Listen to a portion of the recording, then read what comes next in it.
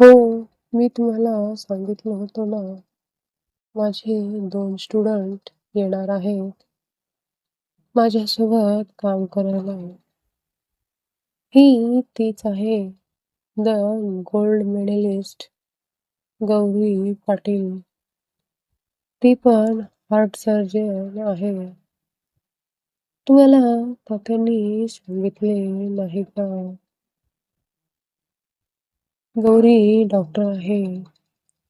सगळेजण शॉक लागल्यासारखे गौरीकडे बघू लागले. शिव तर धक्क्यामध्ये गेला होता. डॉक्टर जोशी, लग्न एवढ्या घाईत झाले, आम्हाला काही लक्षातच राहिले नाही आणि बाबांनी आम्हाला काही सांगितले नाही. खरंच कोणालाही माहित नव्हते गौरी डॉक्टर आहे. तात्यांनी घरी सांगितले नाही.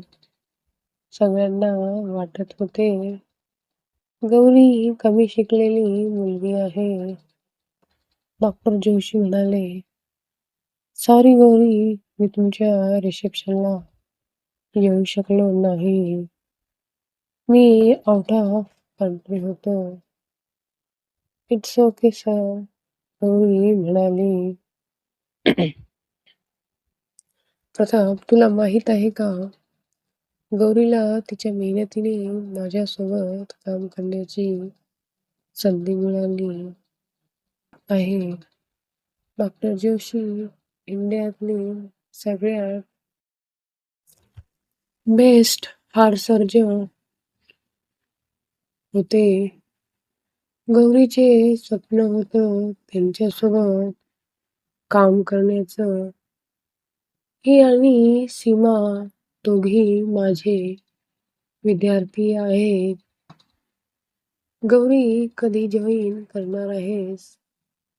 2 दिवसानंतर डॉक्टर जोशी म्हणाले, "तिने योग्य निर्णय योग्य वेळी घेतला. तात्याला हार्ट अटॅक आला होता. हॉस्पिटलला जायला त्यांच्याकडे वेळ नव्हता. हे इमर्जन्सी इंजेक्शन आम्ही प्रत्येक डॉक्टर सोबत ठेवतो. गुड जॉब गौरी, तुझ्यामुळे तात्याचा जीव वाचला. आता तुम्हाला माझी गरज पडणार नाही. मी सगळं काही सांभाळून घेईन. चला, मी येतो." डॉक्टर जोशी निघून गेले. तात्या आराम करत होते. सगळेजण त्यांच्या बाजूला बसले. थोड्या वेळाने तात्याला शुद्धी आली. सगळेजण बोलू लागले. गौरी आणि तिच्या गळ्यामध्ये स्टेथोस्कोप होता. गौरी म्हणाली, "काय म्हणत आहेत आमचे आजोबा? कमी, पेशंट जास्त."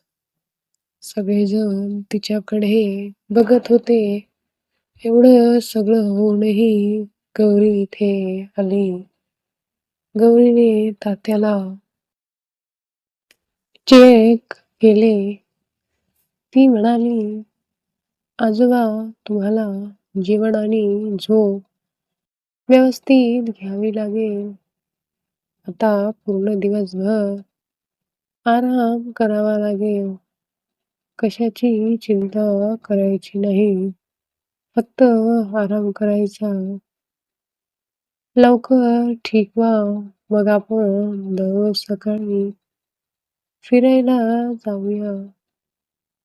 "गौरी, तुला किती वेळा सांगितले मला आजोबा नाही तात्या म्हण." गौरीने आपल्या दोन्ही हाताने कान पकडले. "सॉरी सॉरी" म्हणाली. तिला बघून सगळ्यांच्या चेहऱ्यावर स्माईल आली. बोलत बोलतच गौरीने तात्याला जेवण भरवलं आणि गोळ्याही खाऊ घातल्या. सगळेजण आश्चर्याने तात्याकडे बघत होते, जो शिवशिवाय कोणाचेही न ऐकणारे आज गौरीची प्रत्येक गोष्ट ऐकत होते. तुम्ही आता आराम करा.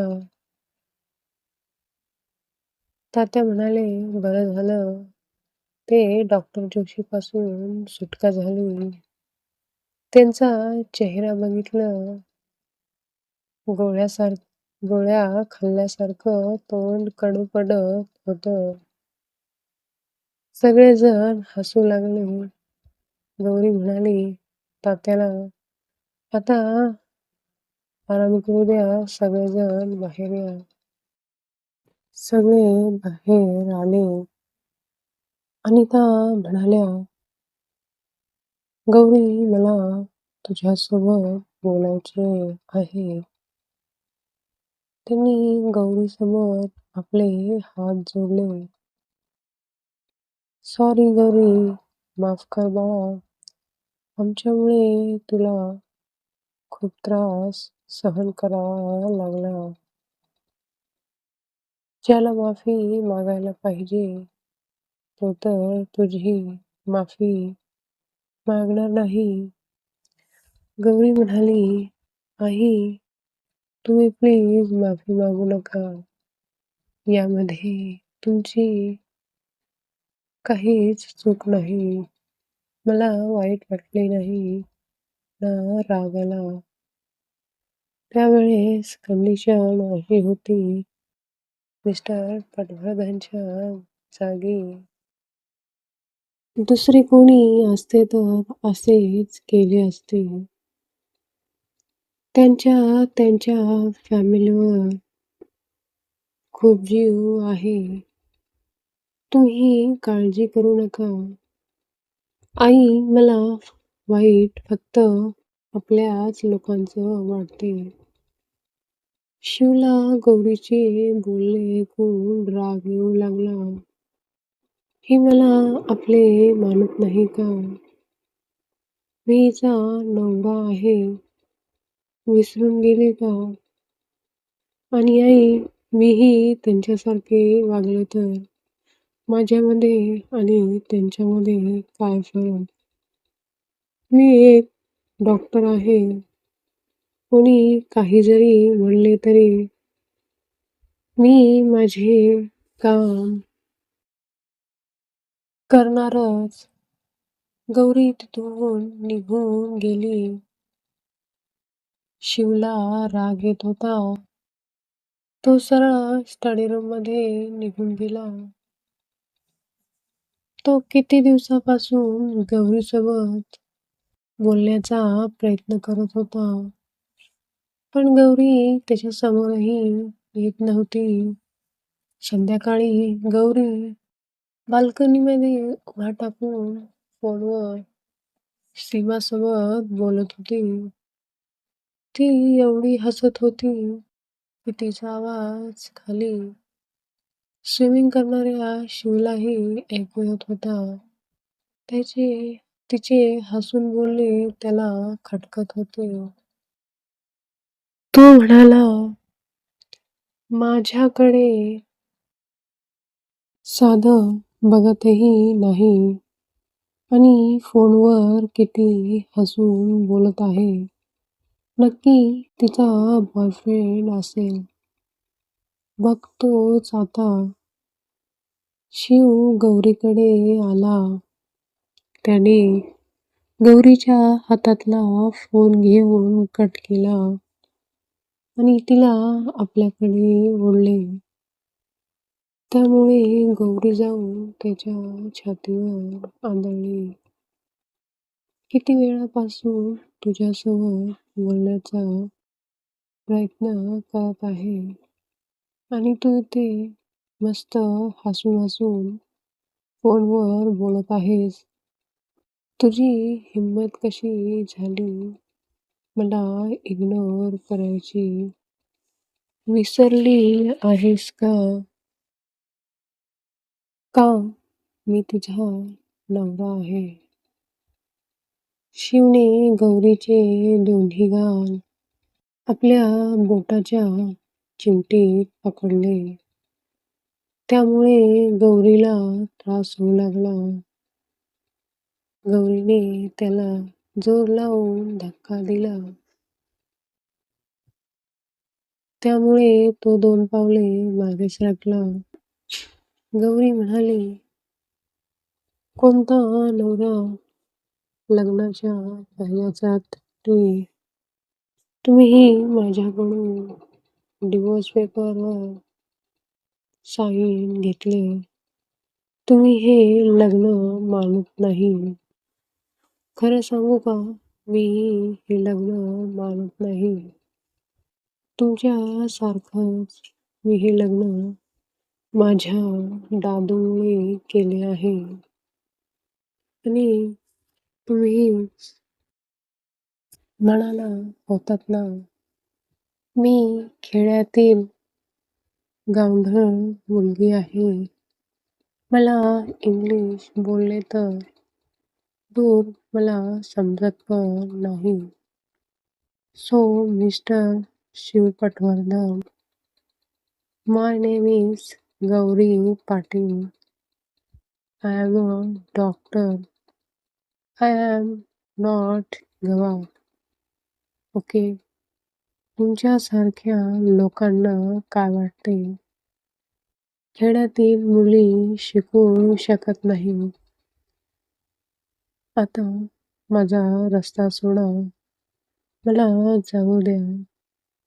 शिवने गौरीला भिंतीला लावले. तिच्याकडे झुकून, तुझी एवढी हिंमत झाली, तू मला धक्का दिला आणि माझ्यासमोर एवढं बोलत आहेस. तो तिच्या ओठाकडे झुकू लागला. तू विसरत आहेस आपला डिव्होर्स अजून झाला नाही. त्यामुळे मी तुझा नवरा आहे. गौरी त्याला दूर करण्याचा खूप प्रयत्न करत होती. तो तिला किस करणारच. एवढ्यात गौरीचा फोन वाजला. गौरी त्याला धक्का देऊन तिथून पळून गेली. किती दिवस पळणार आहेस? तर मी तुला डिव्होर्स देणार नाही. रात्री गौरी तात्याच्या रूममध्ये तात्यासोबत बोलत बसली होती. दोघांच्या छान गप्पा रंगल्या होत्या. गौरीसोबत तात्या खुश दिसत होते. ते तिला त्यांच्या लहानपणाच्या तुकारामांनी त्यांच्या गोष्टी सांगत होते. दोघे लहानपणापासून सोबत शिकले, सोबत मोठे झाले. नंतर तात्या बिझनेससाठी कोल्हापूरहून मुंबईला आले. तुकाराम तिथेच राहिले. तात्या गौरीला आजीबद्दल सांगत होते.